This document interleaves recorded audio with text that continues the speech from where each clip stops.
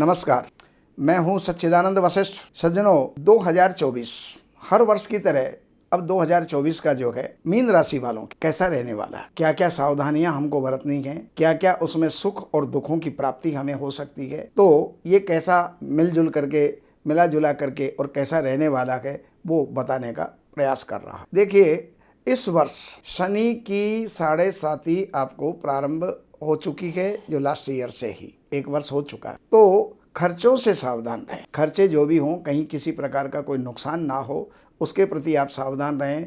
और एक नियम ले लीजिएगा कि आपको हनुमान चालीसा के 7 पाठ नित्य प्रति करने हैं, तब ही आप शनि और राहु के दुष्प्रभावों से बचेंगे। शनि 12वें हैं और 7.5 वर्ष के लिए है। 1 साल का वर्ष गुजर चुका है, लेकिन अभी 6.5 वर्ष इसके और बाकी है। डरा नहीं रहा हूँ, सावधान कर रहा हूँ। तो उससे अगर आप ये पाठ करते रहेंगे तो शनि का दुष्प्रभाव से आप बचे रहें। शनि यहाँ से बैठ कर के और तृतीय दृष्टि से कुटुंब के अंदर भी जा रहा है, कुटुंब में भी दृष्टि डाल रहा है। कुटुंब का दूसरा स्थान जो है कुटुंब का है, धन का, हमारी वाणी का है। वाणी को बिगाड़ सकता है, पैसे को खराब कर सकता है, कुटुंब में कलह उत्पन्न कर सकता है। इसलिए भी आपको सावधान रहना होगा। शनि का उपचार जो मैंने बताया वो आपको करना है। हाँ, लेकिन ये शनि एक काम बढ़िया करेगा। वो बढ़िया काम क्या है? इसकी 7वीं दृष्टि 6ठे स्थान पर जा रही और 6ठा स्थान शत्रुओं का है। अगर आपके शत्रु कितने भी बलशाली हैं, वो क्षीण होंगे, परास्त और पराजित होंगे। इसके अलावा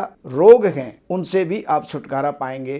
कर्जों से आप छुटकारा पाएंगे। ठीक है, इन्वेस्टमेंट कहीं पर भी ना करें, लेकिन कर्जे जो पुराने हैं उनको चुकाइएगा। और एक चीज़ का ध्यान रखिएगा, कर्जे अगर हैं तो केवल मंगलवार को चुकाइए, उससे कर्जे जल्दी चुकते हैं। तो ये काम आपका मैंने बताया। अब राहु आपके लगन में है, यानी आपकी राशि में है, तो मन डामाडोल रहेगा, क्रोध की अधिकता रहेगी, पत्नी का स्वास्थ्य जो है आपका गिरा हुआ रहेगा, पढ़ाई करने वालों के लिए पढ़ाई से अरुचि हो जाएगी। तो ये सब ध्यान रखते हुए और आप जो है राहु का उपाय, काले कुत्ते को दूध और रोटी आप देते रहे तो राहु का भी आपका उपाय हो जाएगा।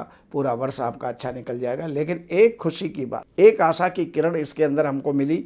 बृहस्पति आपके बढ़िया, बृहस्पति अप्रैल तक दूसरे स्थान में रहेंगे। कुल में, कुटुंब में वृद्धि होगी, कोई नवजात शिशु का आगमन होगा, कोई नववधु घर के अंदर आ सकती है, धन की बढ़ोतरी होगी। अब वो बात अलग है कि शनि उसको टिकने देगा या नहीं टिकने देगा, लेकिन धन की आमद के रास्ते आपके बने रहेंगे। अप्रैल के बाद यही बृहस्पति आपके तृतीय स्थान के ऊपर चले जाएंगे, विजय भी दिलवाएंगे और कोई नया संबंध भी करवाएंगे, कोई नई शादी भी करवाएंगे या सगाई करवाएंगे।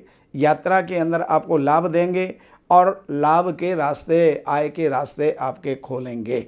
बाकी अब मैं आपको महीने के हिसाब से मैं आपको फलादेश देने का प्रयास कर रहा हूं। जनवरी का महीना आपके लिए प्रचुर लाभ का है। जो भी लाभ ले सकते हैं वो जनवरी के महीने का लाभ उठाएं। फरवरी के महीने में 13 फरवरी से लेकर के 13 मार्च तक, 14 मार्च तक खर्चों पर कंट्रोल रखें, इन्वेस्टमेंट से बचें। और 14 मार्च से लेकर के और आगे का जो समय है वो सूर्य आपके लग्न में, आपकी राशि के ऊपर रहेंगे। व्यक्तित्व की में निखार आएगा, इज्जत मान प्रतिष्ठा आपकी बढ़ेगी और धन भी आपका बढ़ेगा। अप्रैल के अंदर 14 अप्रैल से लेकर के और 15 मई तक धन की वृद्धि होगी, प्रचुर मात्रा में धन की वृद्धि हो। घर में, कुटुंब में बहुत अच्छा माहौल जो है इसके अंदर बनेगा।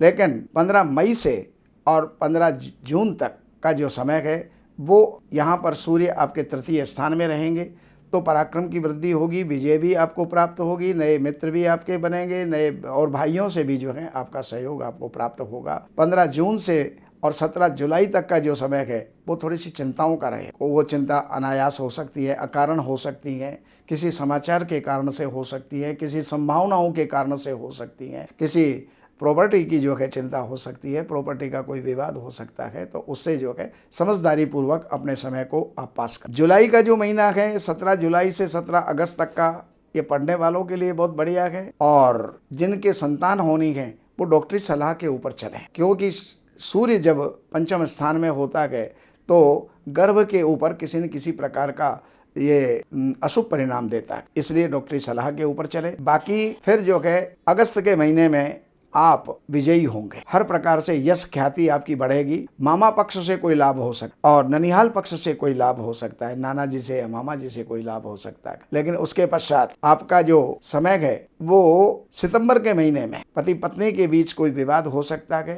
तो सूर्य का दान करें, गेहूं का दलिया गाय को दें, तो उससे वो निजात पा जाएंगे। नवंबर का महीना स्वास्थ्य के लिए ठीक नहीं रहेगा और इसमें आप जो है सूर्य का दान आप करते रहें, सूर्य को अर्घ्य आप देते रहें, सूर्य की मंत्र जाप जो है आप करते रहें।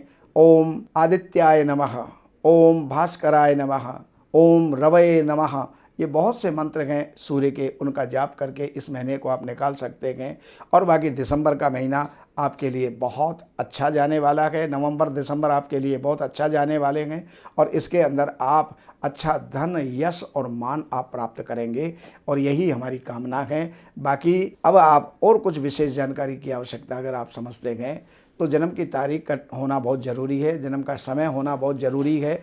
इन नंबरों के ऊपर संपर्क करके कार्यालय से अपॉइंटमेंट लेकर के कार्यालय की सेवाएं अर्पण करके और आप जो भी जानना चाहते हैं जान करके लाभ उठा सकते हैं। नमस्कार।